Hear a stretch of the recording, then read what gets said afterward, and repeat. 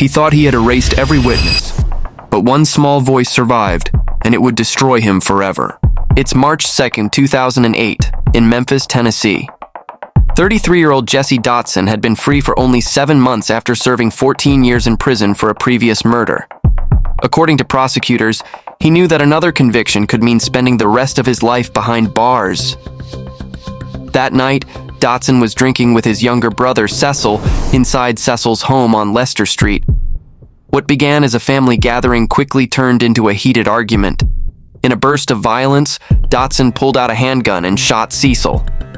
In that instant, prosecutors said, fear replaced anger.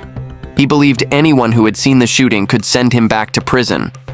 What happened next became one of the most horrifying crime scenes in Memphis history. Dotson allegedly turned the gun on the adults inside the house, killing Cecil's girlfriend, Marissa Williams, along with 2 family friends. But there were still children in the home, his own nieces and nephews.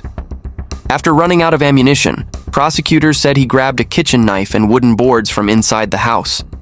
He attacked the children with shocking brutality, believing no one could be left alive to identify him. Before leaving, he locked the house and walked away, convinced his secret would stay buried forever. For nearly 40 hours, the home remained eerily silent.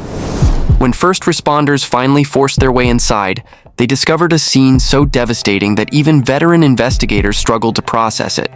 Several victims had died, yet against all odds, 3 young children were still alive despite suffering life-threatening injuries.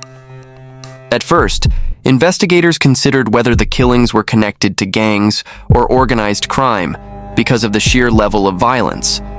But everything changed when detectives spoke with a critically injured 9-year-old survivor known as CJ. When they gently asked who was responsible, he gave an answer no one expected. It was Uncle Junior. Those 3 words changed the entire investigation. Jesse Dotson was arrested days later. During his trial, he claimed unknown attackers had committed the murders while he hid in another room. But prosecutors presented powerful testimony from the surviving children.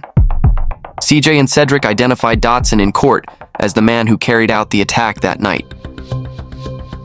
The jury deliberated for less than 2 hours before finding him guilty. Dotson received 6 death sentences, reported to be the most ever imposed on a single defendant in Tennessee. He remains on death row, while the testimony of the children he believed he had silenced became the evidence that sealed his fate.